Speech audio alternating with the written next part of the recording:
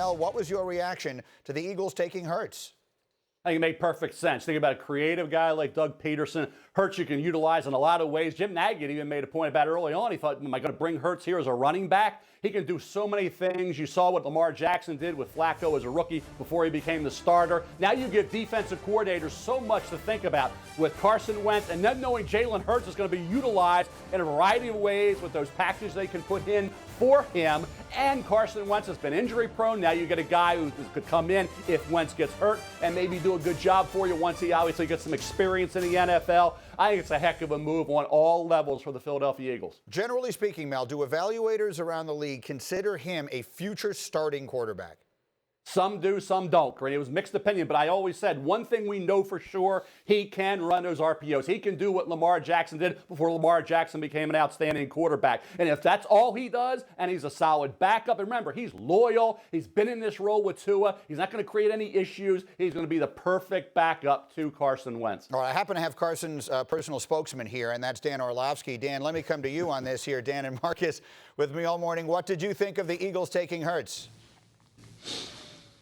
Yeah, so initially I don't agree with the pick, and then my job is to figure out why, right, and to really take a deep dive into it. And as I started to think about it, one, the Eagles obviously wanted to upgrade their backup quarterback position, and they did that. And to be honest with you, Greeny, it's justifiable. And over the last 3 years, it's 100% justifiable seeing the season end with a Carson Wentz injury. It'd be ignorant not to think that way.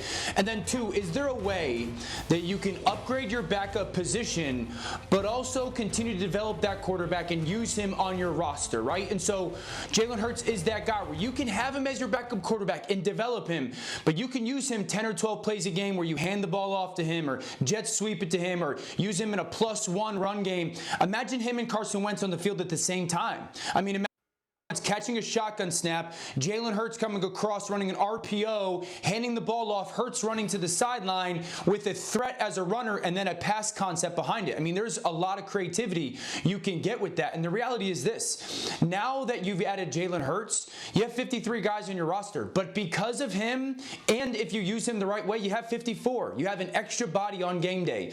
Instead of dressing 48, it's like dressing 49. And so if the Eagles use him this way, which would be the right way, then the pick makes a lot of sense. Now, if he's just going to stand there on game days, then this pick makes no sense, and it doesn't help the football team right now. Marcus, let me come to you on this because, I mean, Jalen Hurts, of course, is one of the most famous college football players in recent memory with all that he did at Alabama, and you were there to chronicle all that. Then he goes to Oklahoma and has a borderline Heisman kind of season. So let me ask you, what do you think is Jalen Hurts' long-term future as a quarterback in the NFL?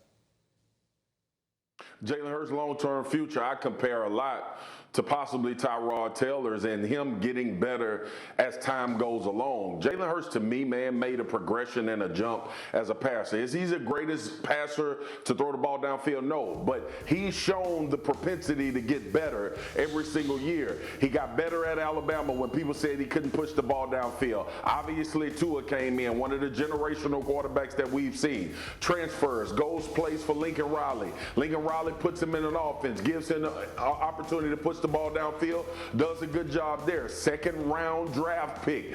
But more so than that, I want to focus on what Mel said about Jalen Hurts, because being in a locker room for so long and playing this game, guys' makeup matters. And when I say makeup, what is their psychological makeup as football players? There is not a better player. You can look over the college landscape that you would feel confident in at being ready if his name is called and making sure that he's ingrained in everything that the team is doing and is on board with what the team is doing.